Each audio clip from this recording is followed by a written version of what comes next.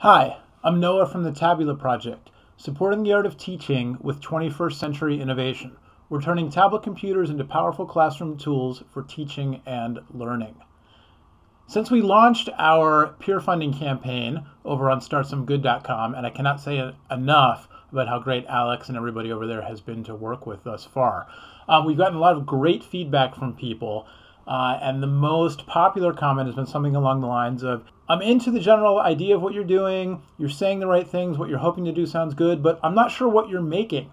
Can you tell me, the details of what you're making so I can get a better handle on what it is and if I want to support it or donate to your cause? Let me underline from the start 2 points. One, what you're about to see is not a prototype. These are drawings made by a master artist, as you'll see in a second. But these are kind of schematic drawings walking through a couple of examples of a real-time learning activity on Tabula. We're not showing you a prototype for the simple and important reason that our whole way of doing this is to get the end users, educators and content makers and students involved in the process as early as possible. Second thing I want to state from the beginning, I can't say this enough times, we don't think that tablets or any other technology are the end-all be-all. It's a tool. We believe in great teaching, and we think that what we're doing can support, amplify, and extend great teaching practices. Okay, that said, let's jump into it. Here's the teacher dashboard. Component number one of the Tabula system is the teacher dashboard. So let's say this is a physics class, high school physics class, 30 students. This screen shows 6 of the students. So for each student, you've got their name, a thumbnail picture, and a little status update on what you're doing. And then what they're doing, rather. So we look down, and Tim, Sally, Aaron, Zoe, Raina, Jared, they're all working with their physics e-textbook. You can see what page they're all on, and there are alerts next to Sally and Jared's names. Why? Well, if we take a quick scan, we see that most of the class is somewhere around page 16, page 17. Sally's on page 3, Jared's on page 49. So in this case, the teacher notices there's an alert next to Sally's name. Tap on Sally on the screen, and it takes you to the alert page. Sally's on page 3, the class average is page 17. Sally is spending about 6 minutes and 21 seconds per page. The class average is right around 2.5 minutes. So here's one of the ways that the technology can amplify good teaching practices. The teacher monitoring to see, is an intervention needed? Is there a student, is there a group of students that need some extra attention while they're working independently? Or the teacher can go and work with a small group and then kind of keep a virtual eye to make sure that students are on task or to see when a student needs some extra attention. In this case, the teacher looks and says, oh, Sally's spending a long time on each page.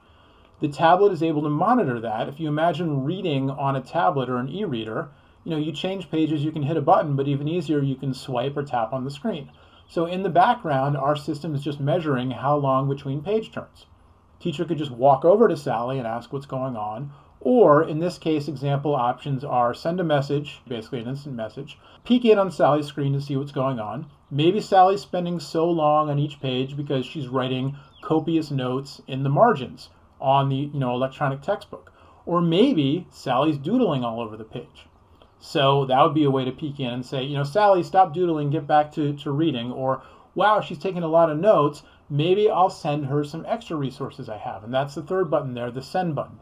So those are just examples of ways to interact from device to device. But again, this is just an intervention prompt. And the teacher, of course, could see the intervention prompt, put the technology away for the moment, and go engage with the student in a one-on-one, real-time physical world basis. And this is kind of an easy example to parse, the example of e-reading and interacting by swiping or tapping the screen to turn pages. But these kind of monitors could be going on in the background of all sorts of activities. The lessons can be planned to leverage the Tabula system. And again, that gets back to why we want to work with the stakeholders, the educators, the content makers from the beginning to develop these tools that will actually serve a purpose in the classroom. Another example, let's go back to the teacher dashboard here, and all the students are working in a math app. And we can see that there's an alert next to Zoe's name. There are question marks. So that's an alert that something's gone awry. Maybe Zoe left the Tabula system and is doing something that's not, what everybody else is doing. Or maybe there's a network connectivity error or some other technical error that needs some attention.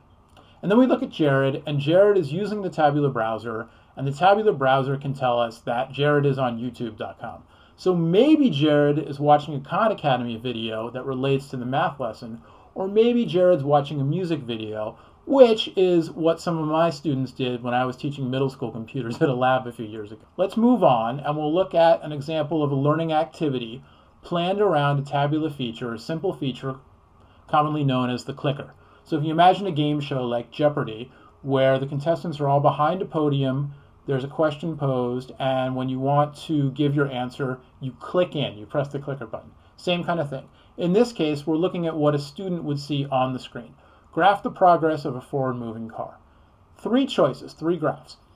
Each one showing distance on the y-axis, time on the x-axis. So the first graph, downward sloping line, shows a car that's actually moving backwards, losing distance over time. The middle line is flat, shows a car that is not moving at all, no distance change over time, so it's a car that's staying still. And the graph on the right is an upward sloping line. It's a car that is gaining distance over time. So that is the correct answer for graphing the progress of a forward moving car. So all the students click in their answer, and in real time, the system is able to tabulate the results.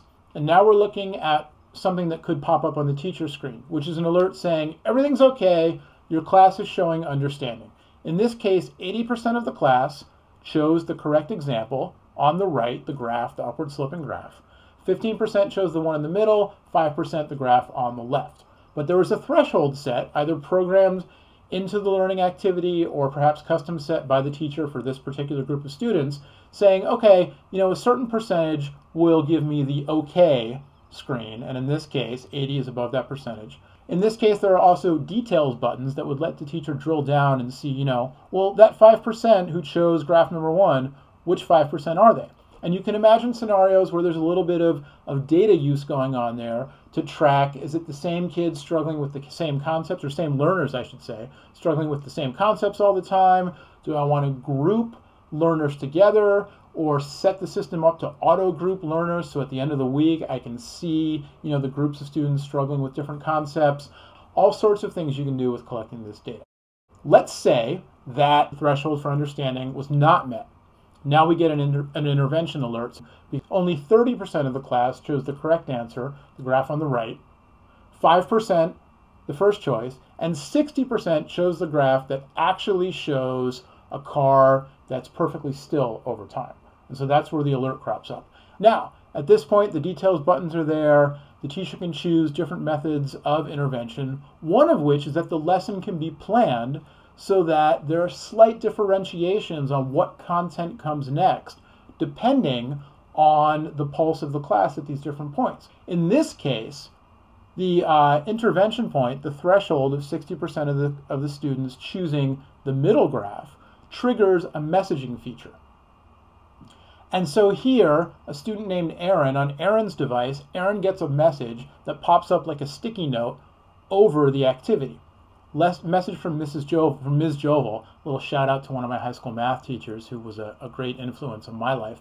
Aaron, you chose the middle graph. The middle graph actually shows, and then there would be some content there, some text or possibly images that would explain to Aaron what the graph he chose actually shows, as opposed to what the correct answer was and why. This could be pre-scripted content that is built into the activity. The class could be working independently, and then the teacher could write individual messages as they come up to different students, and so on and so forth. Lots of different iterations possible.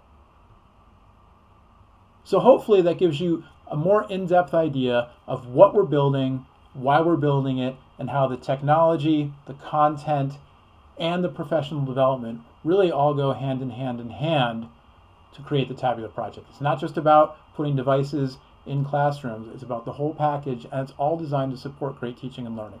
So please support us over at startsomegood.com. If you have questions, if you have feedback, if you want to see more, you can leave comments on our campaign page or just drop us an email, noah@tabulaproject.com. And we're just very, very excited about it. And we appreciate your support and your criticism as well.